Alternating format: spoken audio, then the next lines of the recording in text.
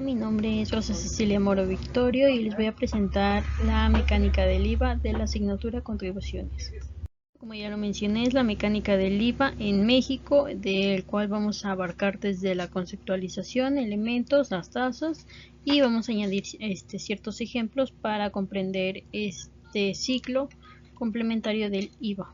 Y bueno, vamos con el concepto de IVA, que como tal es un impuesto indirecto que va a gravar el consumo tanto de bienes como de servicios, y pues se dice que es un impuesto indirecto debido a que el consumidor final es quien lo paga, y este se grava principalmente al consumo, que va a ser de manera permanente, más no de manera esporádica. Es impuesto al valor agregado debido a que agrega un valor al valor ya existente del producto. Dentro de los elementos esenciales del IVA podemos encontrar el sujeto, el objeto, la base, la tasa y los tiempos de pago.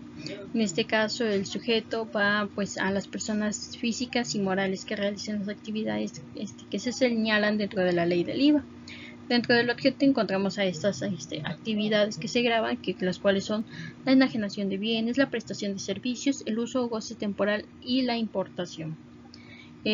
Por último tenemos lo que es la base gravable, que pues como tal va a ser el precio del bien o del servicio sin incluir dicho impuesto, lo cual va a ser el precio base que va a servirnos para calcular dicho impuesto a pagar y pues o a favor en su caso.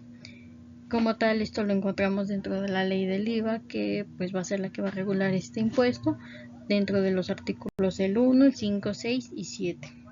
Continuando con el tema, tenemos las tasas vigentes del IVA en México, las cuales tenemos tres categorías, que es la tasa general del 16%, la cual se aplica a la mayoría de los bienes y servicios.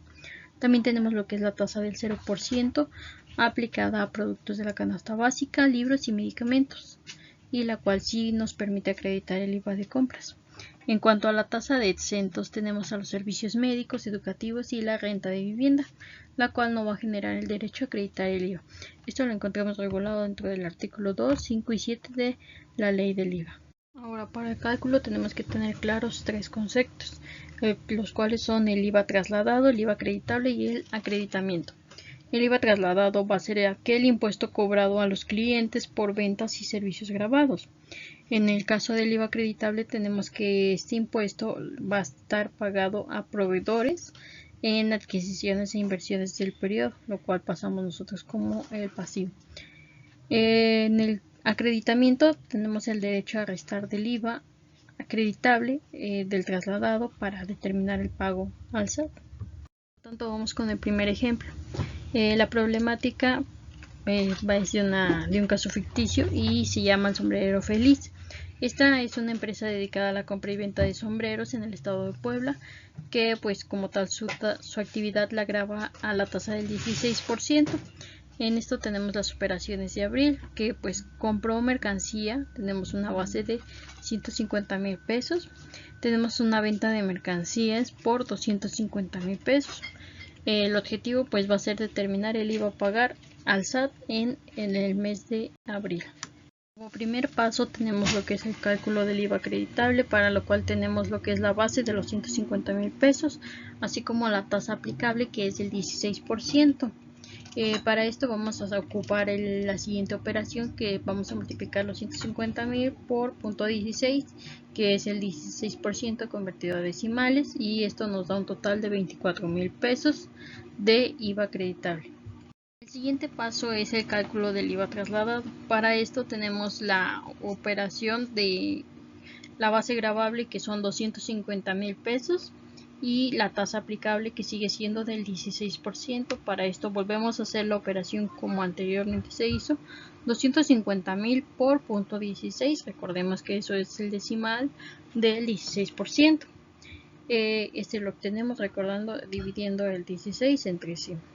Y bueno, esto multiplicado como tal, los 250 por .16 nos da 40,000 pesos de IVA trasladado. Y como tal, este monto es el IVA que se le cobró a los clientes durante el mes de abril, y pues como tal va a constituir la obligación del periodo. El siguiente paso como tal es la determinación del IVA a pagar, que pues se va a obtener al restar el IVA acreditable del IVA trasladado. y si el resultado es positivo pues se va a pagar al SAT, si es negativo pues nos va a generar un saldo a favor. Como tal, dentro del ejercicio la diferencia entre el IVA cobrado y el pagado se determina como tal la obligación final ante el SAT. Y pues para esto tenemos que de IVA trasladado teníamos 40,000 pesos, que fue lo que se le cobró a los clientes dentro de los 250. Y dentro del IVA acreditable, que es el pagado a proveedores, nosotros que pagamos por los sombreros que adquirimos fueron 24,000 pesos, y como tal al hacer la operación aritmética nos da un total de 16,000 pesos. Como tal, esto representa un IVA a cargo y por lo tanto se deberá de pagar al SAT esta cantidad. Como tal, la manera de conclusión, ya bueno, tenemos que dentro de las obligaciones fiscales tenemos lo que es la declaración y el pago del IVA a más tardar el día 17 del mes siguiente. También tenemos que pues dentro de las obligaciones es el expedir el CFDI, que es el comprobante fiscal digital, y pues este se deberá de expedir junto con el IVA desglosado en cada operación que sea grabada, así como también debemos de conservar los comprobantes fiscales hasta por 5 años, y esto con el fin de evitar algún malentendido con la misma autoridad, o también por meramente papeleo para la empresa, o tanto persona física o persona moral. Pues como tal, esta gestión precisa del acreditamiento nos va a evitar sanciones, va a optimizar el recurso y también el flujo de efectivo de las personas.